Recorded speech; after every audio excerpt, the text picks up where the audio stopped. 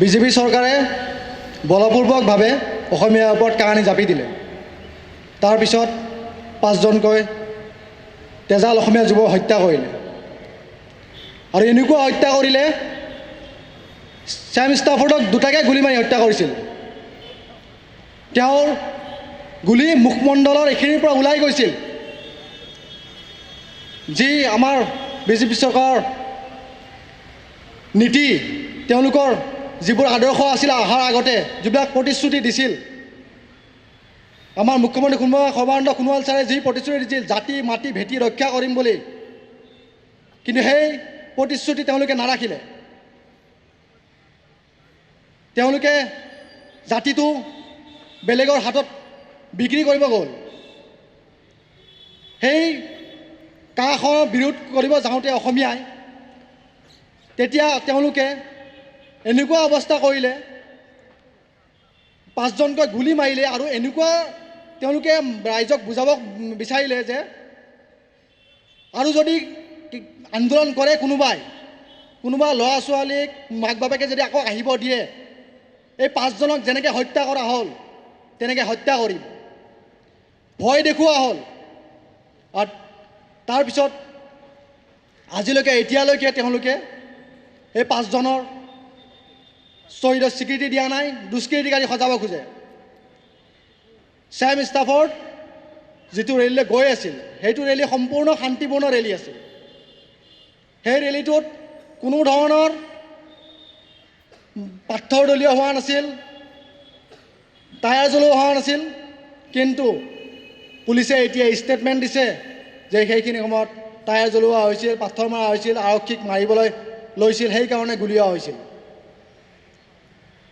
এতিয়া অসমীয়া ৰাইজক মই আকৌ কওঁ, কা আমি নামানো, কিন্তু কাৰ আশ্ৰয় লৈ বহুতে নেতা হ'ল, দল খুলিলে, কিন্তু 5জন শ্বহীদৰ কথা তেওঁলোকে পাহৰি গ'ল।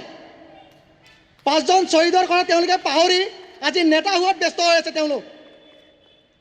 তেওঁলোকে এতিয়া এনেকুৱা কৰি আছে, মিটিংবোৰত তেওঁলোকে ডাঙৰ ডাঙৰ ভাষণ দিয়ে, এনেকুৱা ভাষণ দিয়ে যেন এনেকুৱাই লাগে এই 5জন শ্বহীদে সোনকালে ন্যায় পাব আৰু কাখন তেওঁলোকে নেতা হোৱাৰ লগে লগে বাতিল কৰিব। তেওঁলোকে এনেকুৱা কোনো ধৰণৰ কাম নকৰে। যদি কৰিব থাকিলে আজিলৈকে কিবা এটা কৰিল হয়। চব ব্যস্ত হ'ল পিছত নেতা হোৱাত।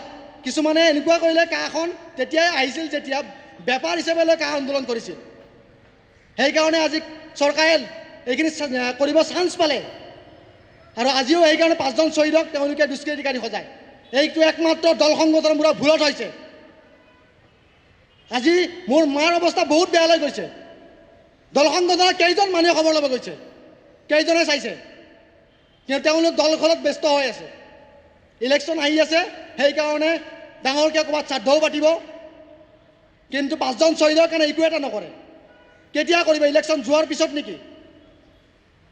এই কা আন্দোলন যে আকৌ হয়, এনেকুৱা যাতে নহয়, কোনো সৰু সৰু ল'ৰা ছোৱালী যাতে আকৌ হত্যা হ'ব নে, আকৌ তাৰপিছত কোনোবা যাতে নেতা হ'ব নোৱাৰে, সেইকাৰণে যাতে কা আন্দোলন নহয়। আৰু ভৱিষ্যতে এনেকুৱা আন্দোলন যাতে অসমীয়া ৰাইজে কেতিয়াও নকৰে যে কোনোবা নেতা হ'ব কাৰণে কৰিছে।